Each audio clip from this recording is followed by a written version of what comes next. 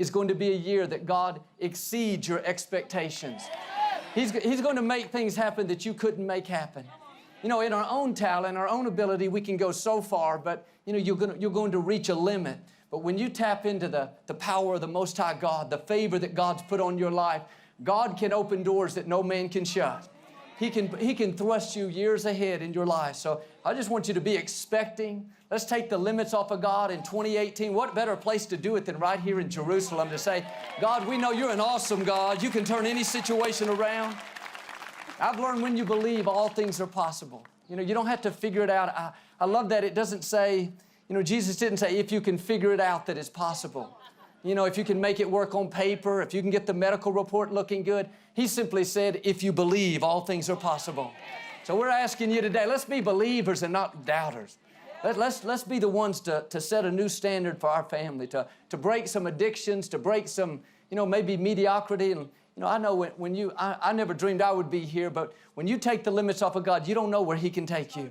You have gifts and talents in you that you don't realize you have even right now. I can tell you, because I'm not the one that necessarily would be up here in front of people, but, you know, you have things in you today that I believe in the coming days you're going to see God give you some opportunity. And maybe like me, you're going to look up and say, God, I can't do that. I'm not qualified. I don't have the experience. I don't have the training. Well, neither did I. But you know, God wouldn't have given you that dream. He wouldn't have given you that opportunity if He had not already equipped you and empowered you and anointed you. I want to say it again. God can still get you to where you're supposed to be, but you got to get in agreement with God.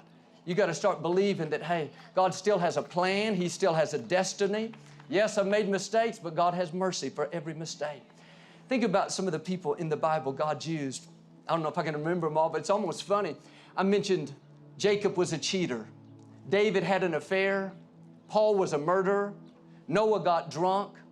Jonah ran from God. Miriam was a gossip. Mary was a worrier. Thomas was a doubter. Gideon was insecure. Sarah was impatient. Elijah was moody. Moses stuttered. Abraham was old. Zacchaeus was short. And Lazarus was dead.